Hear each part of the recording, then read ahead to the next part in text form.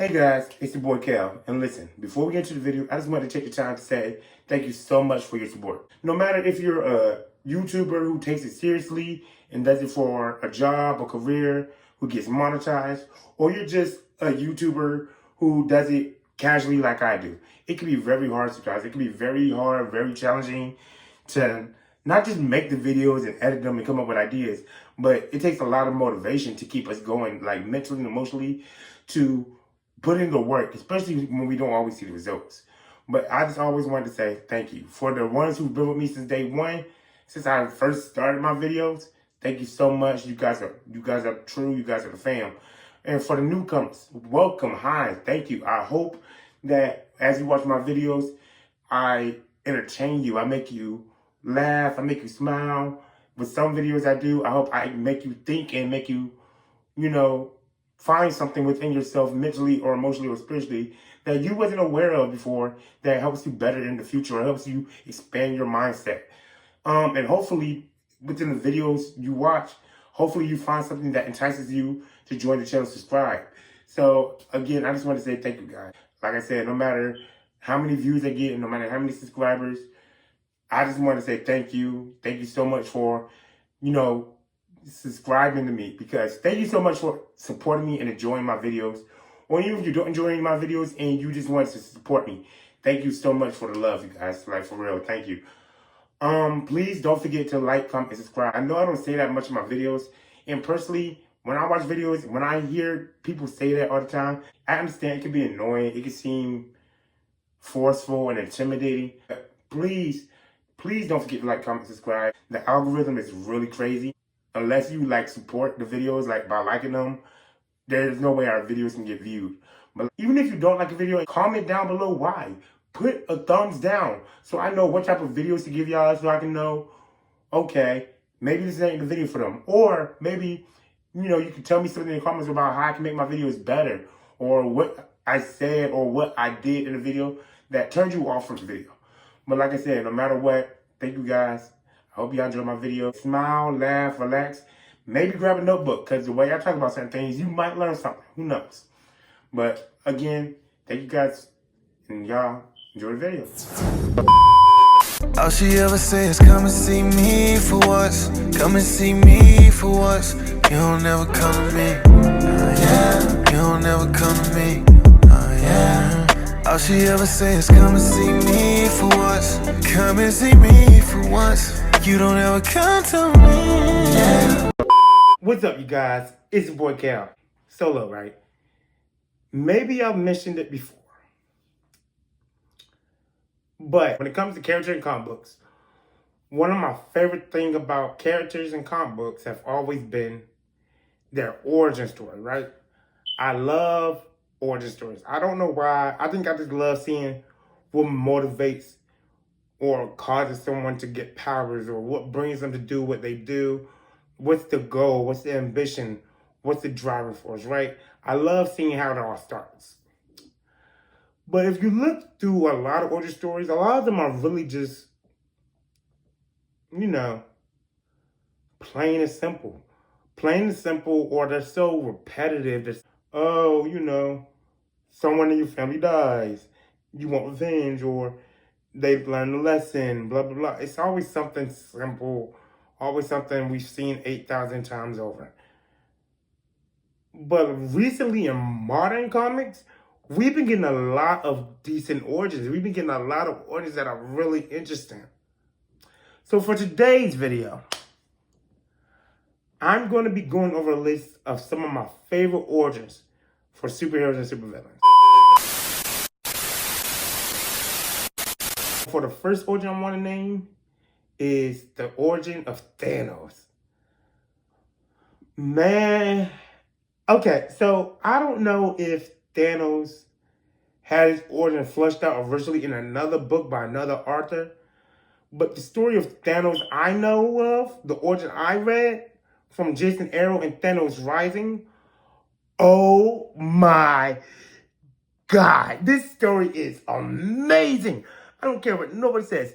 This is what Thanos Rising is, probably the epitome of why I think certain villains are just certain villains are right and why I sympathize with a lot of villains and why villains, I sometimes refer them over heroes.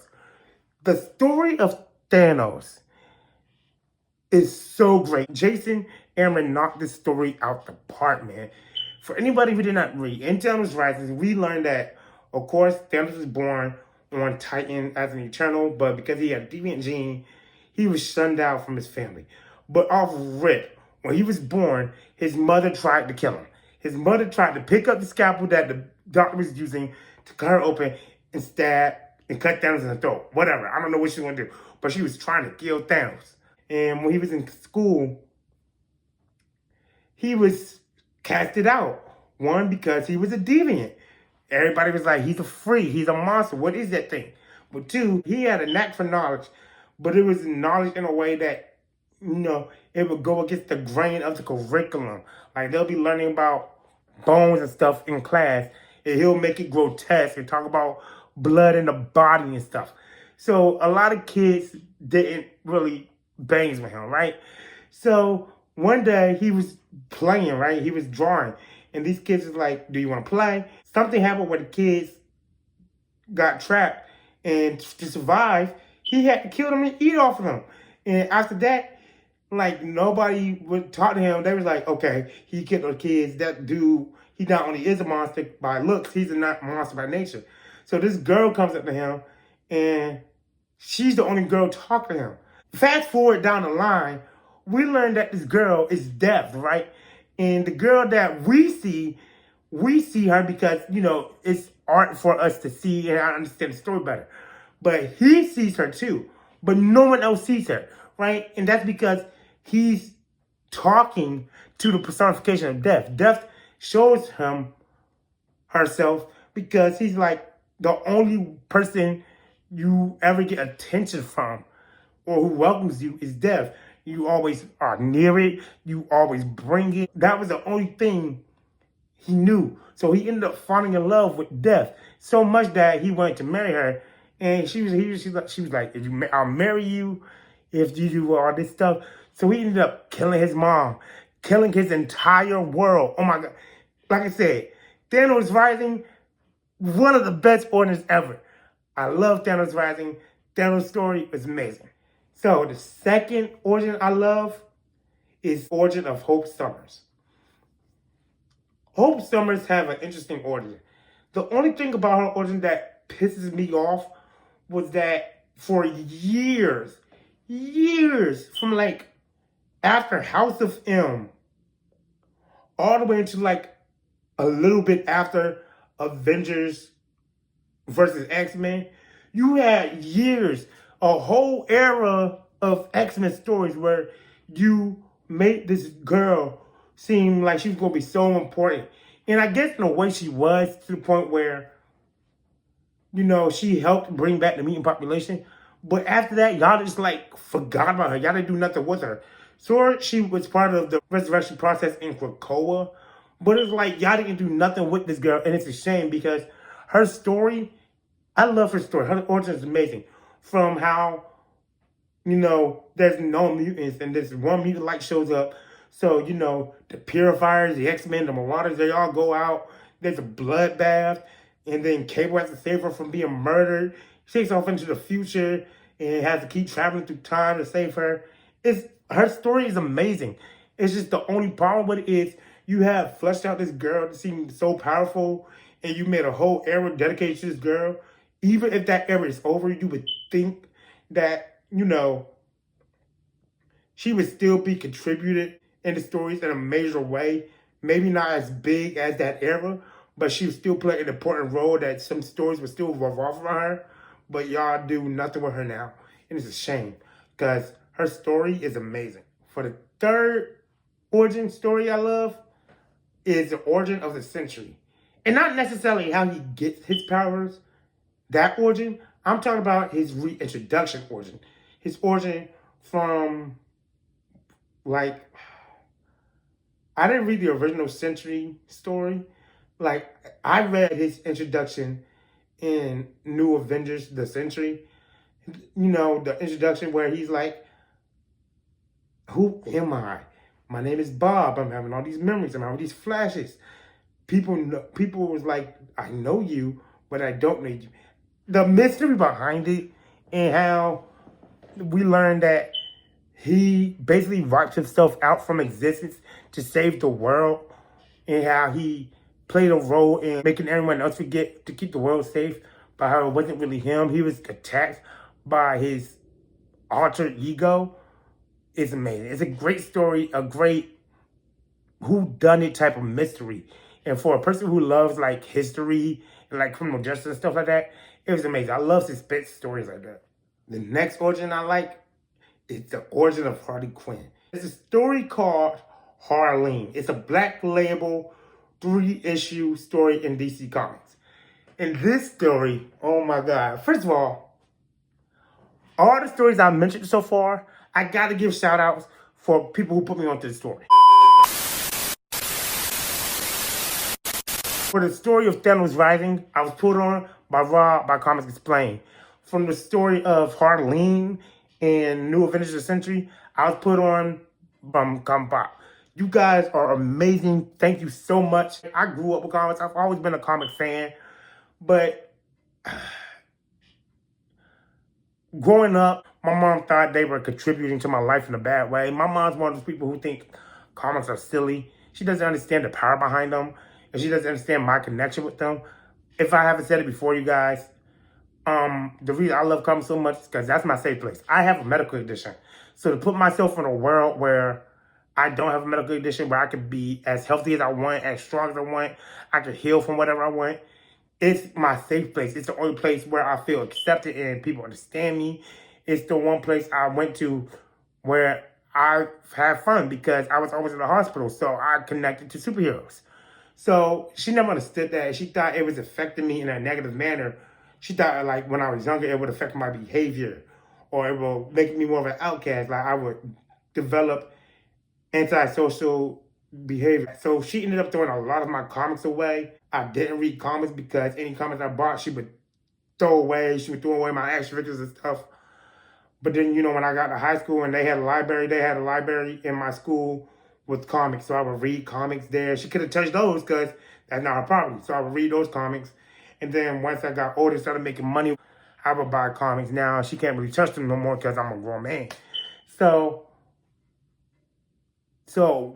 me getting back in the comics, I'm catching up on a lot of comics I've missed throughout the years. So a lot of stories I talk about, y'all might be like, man, that story's old or whatever, right? But to me, it's brand new because like I said, I'm just now catching up on stories. That's why I seem so far behind with a lot of comic stuff. But yeah, you guys, Rob, Ethan, Sal, Ben, Tiffany, Dan, rest in peace to Benny. Y'all all put me onto a lot of comics, and I want to thank you guys so much. But anyway, back to the video. In the story, we see basically Harleen go through her career as a psychologist. Not her entire career, of course. Like part of her psychologist career and how she ends up in Arkham, ends up working with villains, trying to get through the minds of, you know, Gotham's most insane people, right? And she's doing it for this idea for research she has. And amongst the way, she falls in love with the Joker. But as she falls in love with the Joker, she starts to, you know, compromise with her morals, compromise with her sanity. And at the end of the story, it's like she completely falls off the rail. That story is so amazing. It's one of my favorite DC stories ever. I love Harleen, bro. One of my favorite origins. And like I said, I always want my female characters to get more love and appreciation. This story is amazing. If you're looking for a good origin story about love, if you're looking for a good origin story in general, I recommend all these stories. But if you're looking for a good story about love and loving someone beyond measure, or how love compromises the person, or a good female story or whatever, definitely check out Harleen. The next origin story is the origin story of Bane. Man, okay. So, I originally did not like Bane. Not because I just didn't appreciate him, but because I didn't know that much about him, like a lot of stories, right? Didn't know much about him. I really haven't seen him in anything. I've seen him like here and there, like stories and like video games and stuff. But outside of that, I never really had much exposure to Bane until recently. Again, thank you to Comic Pop.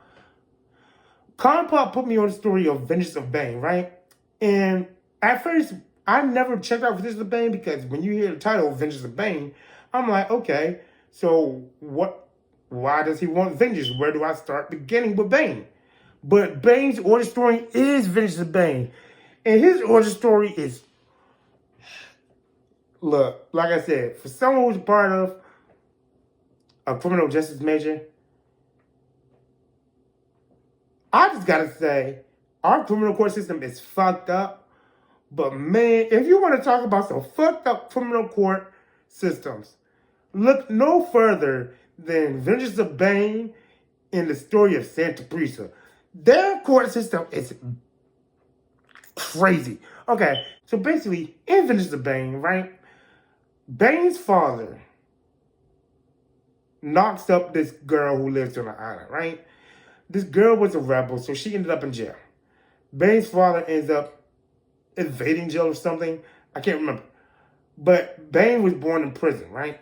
Instead of releasing this boy into the world where he could be taken care of by a relative or a foster parent or whatever, right? The court was basically like, all right, if your mom births a boy, you got to take on your father's prison sentence. So he grew up in prison. But when his mom was alive, basically he had a free life. He wasn't free because he was in prison, but he wasn't like behind bars or nothing. He was using the prison like it was the outdoors, like as a playground or whatever, right? Mom died, boom. His prison trial starts. One day, this dude comes up to him and is about to rape Bane. Rape Bane, kill Bane, or what. Bane about to get his cheeks taken. Instead of that, Bane gets saved. But after he gets saved, he's like, okay, so my mom was weak. She died in prison. Prison is a place where only the strong survive. So he decided to kill the dude. I don't blame him. I mean, at the same time, it's kind of horrible because that's a young boy who already lost his soul because of some bullshit. But to protect yourself from these weirdos and shit, fine. So after this dude is murdered by Bane, the court system is like, oh my God, you're a monster. Yeah, he's the monster, but y'all threw a boy in jail for some shit he didn't do because of his father. Sure, right? And he's thrown in like solitary. And the solitary is underwater. So every night, the ocean will come into the thing, rats will come in, crabs will come in, and he'll have to survive.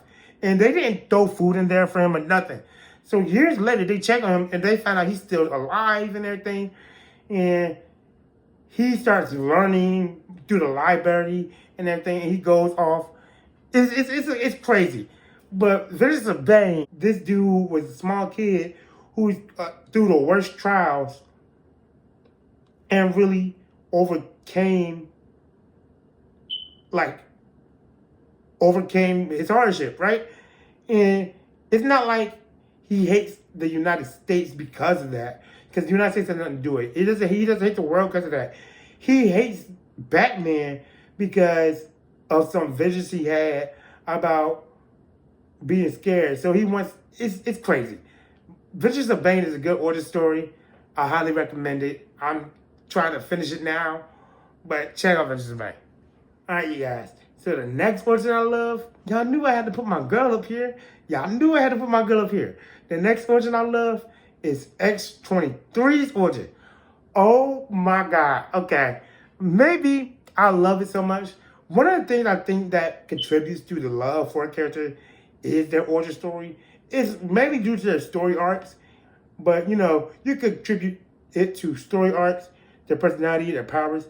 But I think it always starts with how they're made, or how they start, or why they start, or like their metatextual outside origin and why they were created in the first place. Man, Laura's story is so fucked up, but I love it. Her X-23 off rip, like I said, we all know X-23's origin story starts with the TV show Just Like Harley Quinn. Just like Harley Quinn, X-23 was invented for a TV show. The first time she ever appeared was in X-Men Evolution Season 3.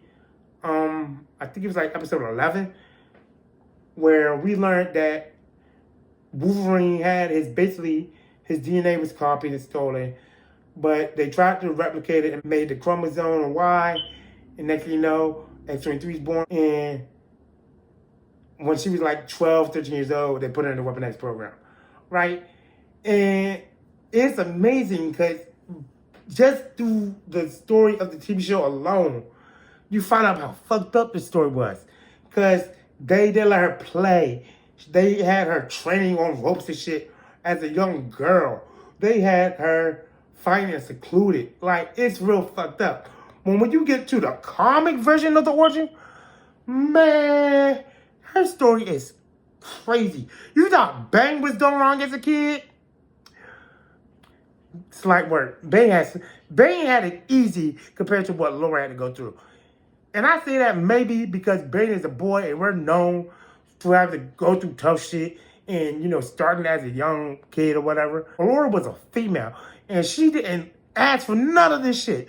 So basically, Laura was being trained as an assassin from the get-go, from like age 4. She was being trained in boxing and karate and shit.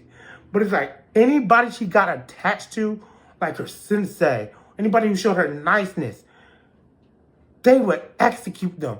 And then they give her a dog. But to see that she was obedient, to try to control her emotions and shit, they made her kill her own dog. It was just so much crazy shit. And it was all because the dude who created her in the story, apparently his father was killed by Wolverine because Wolverine found out that his father had something to do with him being part of the Weapon X program. So the dude who created Laura, he was like, this is for my father. So he tortured this girl who wasn't even born yet, tortured the mother of the girl and much more just for revenge on something that happened to his father years ago when he was a kid. Bro, story was fucked up. Then in Target X, we see her, you know, escape, trying to run away after she had to kill her, after she was forced to kill her own mom. See, that's the other thing about it. They made a trick scene that made her kill her own mother. And then after she tried to run away into a lonely life, she tried to go into school, but because she was trained as an assassin and didn't have no friends or no social community, she was an outcast. She was out talking about bodies and how much blood is in the body, ways you can kill people, speaking entire stories in other languages and shit. It was crazy. And then she finally got caught by S.H.I.E.L.D. and they was like, okay, so do we lock this girl up or do we what? Bro, X-23, I'm so sorry you had to go through that, baby. I'm so sorry you had to go through that, love. But your story is amazing because you overcame. You overcame it, and now you're one of the greatest X-Men ever. You overcame it. I'm so proud of you. My next favorite origin story, it's not like one of my favorite top 10 or whatever. And it's not a character I really enjoy. But I do love the history of the origin, and that's the origin of Avatar Aang. And what I mean by that is, without the death of Avatar Roku, we wouldn't get the story of Avatar Aang. And I know eventually Roku would have died, next Avatar would have born or whatever, but it's kind of one of those what if moments, right? What if events haven't transpired the way that they did, right? What if Avatar Roku didn't die the way that he did? Would Avatar Aang still be the next chosen airbender? Or what, you know? And what if Avatar Roku would have died and Sozin would have won? Would Avatar Aang's journey and story and mission still be the same? Because due to his death, you know, Sozin started ruling over the nations, right? He started taking over the world. And then Aang was born, but because Aang was such a friendly spirit and so kind and playful, he didn't really want to take care of the responsibility. So with that responsibility, he ran away when he found out that he was an Avatar. And through that storm, he ended up getting submerged underwater. And through that, you know, not only were the air nation wiped out and the four nations were thrown off balance, but the Fire Lord and the Fire Nation ended up winning the Earth. So it was like, would it have been the same? It definitely would have been the same if Avatar Roku story didn't end the way it did. So I want to say Avatar's Aang Origins is another one of my favorites, but that's only because we have the story of Avatar Roku to thank for that. The next origin I'm going to put on here is the origin of Diana Prince, aka Wonder Woman. No matter what origin you look at, whether it be her modern day origin or her regular origin, I like both of them either way it goes. Because if you look at superheroes around the time that Wonder Woman was created, if you look at all the first superheroes, their origin was very similar, pretty much the same. You know, Spider-Man, Uncle Ben died, he learned a lesson. Bruce Wayne, parents died, he felt sorry, went to go learn to get revenge. Superman, planet died. Tony Stark, parent died. Shrapnel. It's just all the original supervillains have very similar origins or motives, right? But if you look at Diana, she has a different origin and different motive than most old superheroes have, right? Motive-wise, she's an Amazon, right? And while the Amazons were all about being a feministic group, women this, women that, men suck, we stick to the world of myth. Diana very much had this mindset of the world of myth often clashes with the world of men. So if we want to evolve, if we want the world to survive, we have to help men. And just because we're Amazonians doesn't mean we can't share our love with men. Men, without men, we wouldn't be here. But then you learn that even without a man, she isn't there and she's born by clay. That's fantastic. Even when I read mythology, until I started reading Wonder Woman, that's some shit I never heard of. But then you learn that she's actually a demigod and that for a woman group to oppose men so much, Apollo fell in love with the Greek gods and she ended up being the daughter of Zeus himself and eventually became the god of war. That's amazing. I love that. So Wonder Woman's going up here. The next origin I'm going to put up here, I don't know if this is really comic related, but he is a villain when it comes to fiction. And that is Dr. Black from Slug Terror. If Slug Terror is a comic, I do not know. But Slug Terror is one of my favorite shows. Think of a more modern, more adult version of Pokemon, right? Basically, there's this world underneath the earth called Slug Terror, where basically there are these little slug-like creatures with elemental powers and shit, and their energy stabilizes the world. But these slugs can be used as weapons too. And Dr. Black is one of the, well, it's not one of the villains, is the main villain. Like, he's the head honcho villain of the show. Dr. Black's origin, basically, his origin was that he was helping his father as a kid, right? His father was like a sleazy businessman who would like trick people or make trades and stuff.